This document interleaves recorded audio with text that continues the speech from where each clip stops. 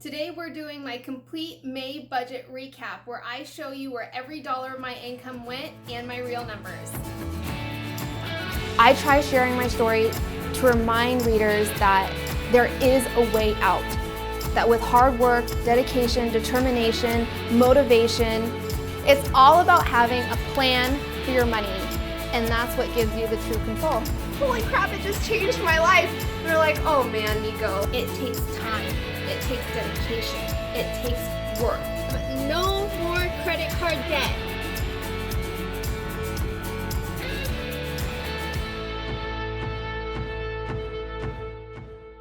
Welcome to the Budget Mom YouTube channel. Today we're going to be doing my full May budget recap, and it's going to be a lot. In May, I had 2 all-cash paid vacations that happened, as well as a lot of other things. So what does it really mean when I say close out your budget? A lot of the time we spend so much time and energy writing down numbers, tracking our spending, that we fail to go back and analyze what all of that important data is telling us and analyzing all of our hard work. It's important to figure out where every dollar of your income went so you can tweak and perfect your budget in the future. But not only that, it's important to know if your spending is aligning with your financial goals. I do share my real numbers for all of my budget recaps. I think it's important not just to be told how to budget and be shown examples, but to be shown how a real successful budget works in someone's real life. I think it's important to know the psychological and emotion triggers behind the decisions that we make with money management and our finances. So today, I'm going to be showing you my full May budget recap. The number one tool and resource you're going to use when closing out your budget is your expense tracker. Now, everyone tracks their spending differently. For me, I like to track my spending and expenses manually using the highlighter method. If you want to know more about the highlighter method, I will put a link to an article in the description of this video. Essentially, it's highlighting light categories of your spending with specific colors. So for example, all of my food spending is highlighted in this light blue. All of my gas, car, and maintenance is highlighted in purple. All of my savings expenses are highlighted in a dark blue. All of my household and rent expenses are highlighted in red. Tracking your spending is the number one most important step when creating a budget. This is what's going to tell you what categories you should include in your budget, but not only that, what dollar value should you assign to those categories based on what's realistically happening with your spending? So once I have a full expense tracker filled out for my tracking period, I go ahead and add up all of the colors at the top. I do that for my cash spending expense tracker as well as my checking account expense tracker. Once I have all of my data added up here at the top, I use 3 worksheets to close out my budget. They're called the Where Did My Money Go worksheets, and there's 3 of them. The first one is the monthly budget category breakdown. So the first thing that you need to figure out is your income. What does your monthly income need to include? It's your starting balance. So your starting balance is anything that's left in your checking account or your cash envelopes on the first day of your new tracking period. So for me, I had a starting balance of $4,792. That's how much I had in my checking account the day I started tracking for May. Your income also includes any incoming income for the month. For me, May was a very weird month because I actually deposited my May 1st paycheck on the last day of April, and I counted it as April income, not May income. So I had incoming income of $84.87, which came from an Ebates check that I cashed. Your income also includes any savings that you're using. So my income for May seems very high, but it's not all earned income. A big chunk of it is starting balance that was already money just sitting in my checking account. Another huge portion is savings that I use for my all cash paid vacations. So my vacation savings that I used is income for the month. My total monthly income is $12,042 because it consisted of those things. Remember, it's not just earned income. I write down all of my budget categories as well as my monthly budget. Now, if you are wondering, how do I come up with my monthly budget? It's a matter of looking at your past spending and figuring out what's your starting point. What are you currently spending in these categories? And then it's a matter of tweaking and perfecting as you go along. Maybe right now you're spending $500 a month on food, but you would like it to be $400 a month. You would gradually decrease that food category in your budget over the next couple of months until you reach your goal. But it's important to start at where you are currently with your spending. That way you keep your budget realistic. That's what's going to ensure that you actually stick to it. May, I did go over budget in my food budget by $38, which means that I used cash from other envelopes besides my food cash envelope to cover up that difference. Insurance, I spent $711. If it's highlighted in pink, that means that I overspent in that budget category. If it's in black, I underspent. This is great to see if you are over or under your monthly budget. As you can see also, my vacation took up a huge part of my budget. 44% of my monthly income went towards vacation spending, and that's because I had 2 all cash paid vacations that I went on in May. I also had some holiday spending and some medical spending. Now, every dollar of your income should have a plan in your budget, and your starting balance is part of that plan. Some people like to call this their checking account cushion, buffer, or they simply call it savings. For me, I call it starting balance. If there is any money left in my cash envelopes or my checking account that I'll be using for the new month on the first day of my tracking period, I call that my June starting balance. For the month of May, my June starting balance was $2,038. That's how much I had sitting in my checking account the first day that I started tracking for June. So this is the breakdown of my monthly budget categories. This is very important to see, one, where every dollar of your income is going, and are you over or under in your budget categories. It also is great for figuring out your monthly income. The next worksheet that I use is my Where Did My Money Go monthly debt and savings breakdown. Your monthly debt and savings breakdown is the worksheet that's going to tell you if your spending is aligning with your financial goals. I currently don't have any debt. I paid off my debt last year, so I'm currently working on savings goals. But your debt payoff and your savings payoff and how you calculate this would be the same for either of them. It's important not to know just how much debt you paid off or how much you saved throughout the month, but to know exactly what are you saving for, or specifically what debt are you tackling. It's going to tell you if that spending is aligning with those priority goals. In the month of May, I saved $1,458, which was 12% of my monthly income. Out of that $1,458, I contributed to my house savings, my son's 529 college fund, my vacation savings, and my car maintenance fund. 45% of the money that I saved went towards my house savings. My vacation savings was really high this month because I came back with a lot of unused cash on my vacations that I ended up throwing right back into my vacation savings. So it's very clear right away what was my financial goal. It was my house saving. 45% of the money that I saved went towards my house.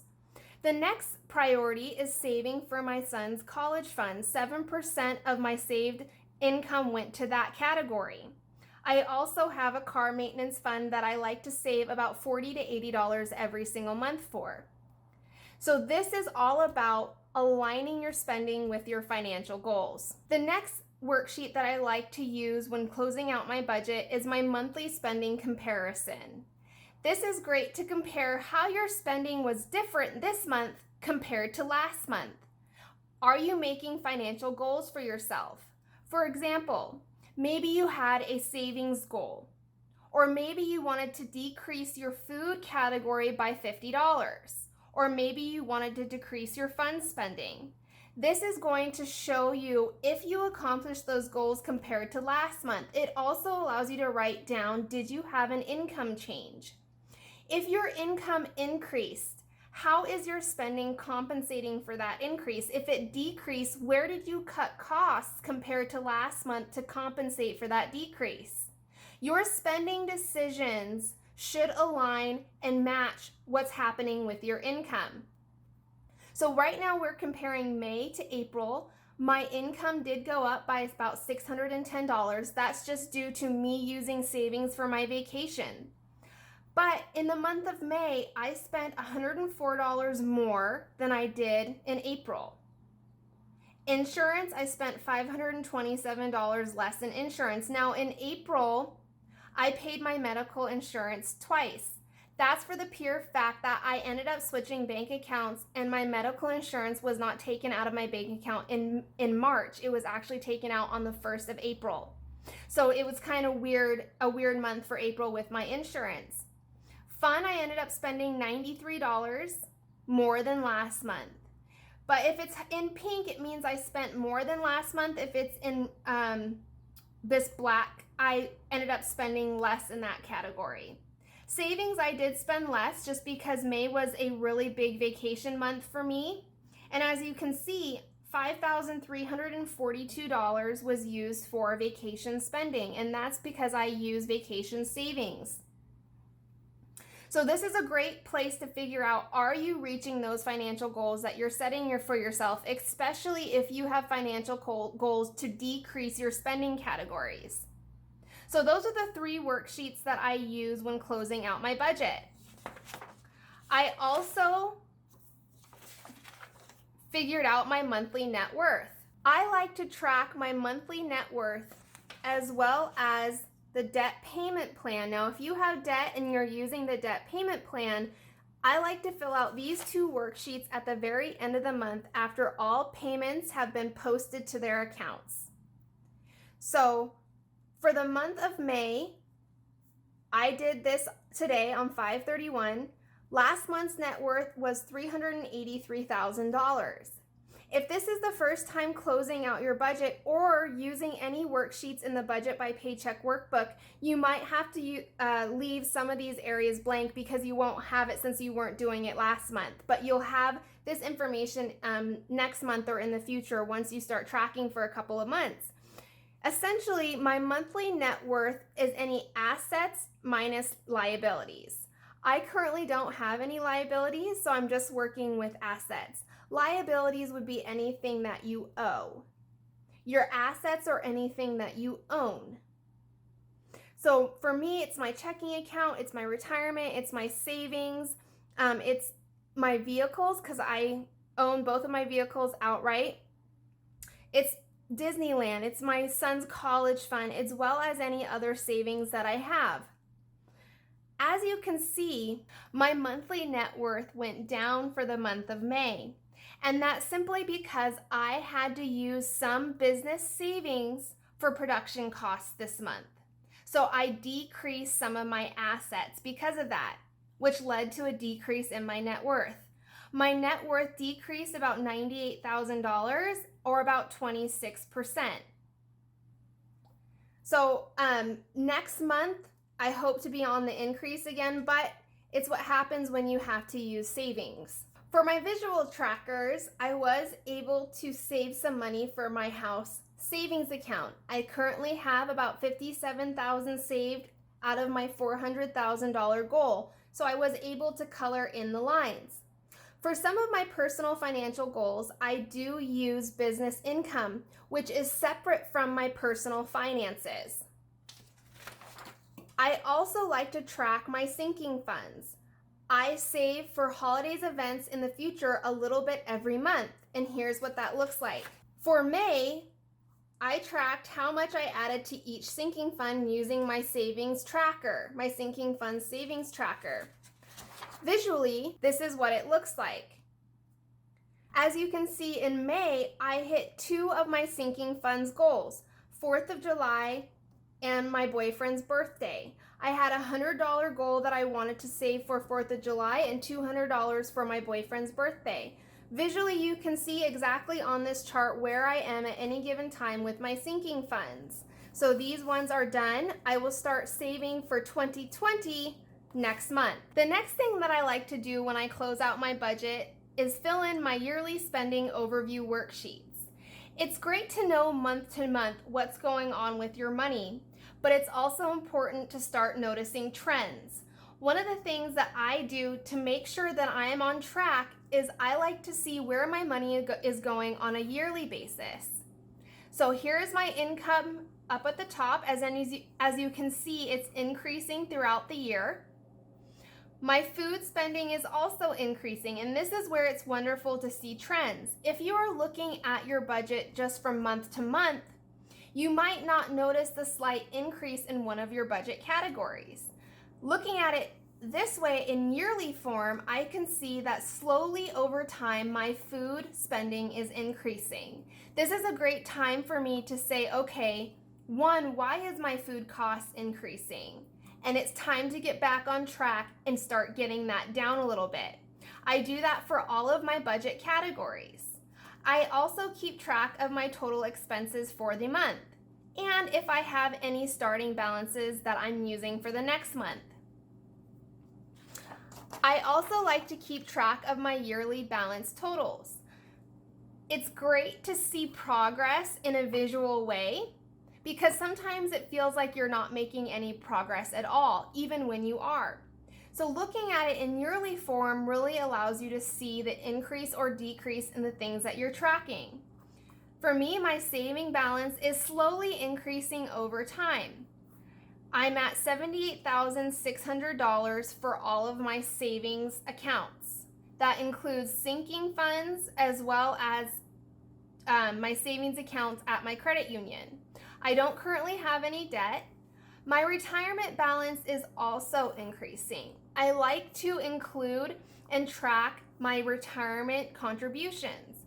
I currently started maxing out my 401k contributions in May, which means I'm going to start seeing a really heavy increase for the rest of the year. I started out with $34,000 in January. I'm at $39,000 in May. My net worth is also something that I like to see yearly and with trends, because over time you want your net worth to increase. There might be some months where yes, you will have to dip into some of your assets and there might be a decrease one month, but over time you should see an increase. I started with $164,000 in January. I'm at $284,000 in May. So even though I had a significant decrease between April and May, overall I'm still increasing. I like to have graphs that I see visually in graph form. I do that for my savings balance and my net worth. Now, if I had debt and I was tracking the debt balance here, debt is one of the categories that I would also like to see in graph form. My savings balance and my net worth, I would like to see the line on these graphs slowly increasing. My savings is as well as my net worth is as well, even though you can see this big dip from my decrease from April to May, it's still increasing. If I were to put a line through this, it's still increasing. So using your expense trackers to close out your budget, figure out where every dollar of your income went, but not only that, to see your progress in a visual way using trackers or graphs like this is wonderful, and it helps me a lot to stay motivated on my financial journey.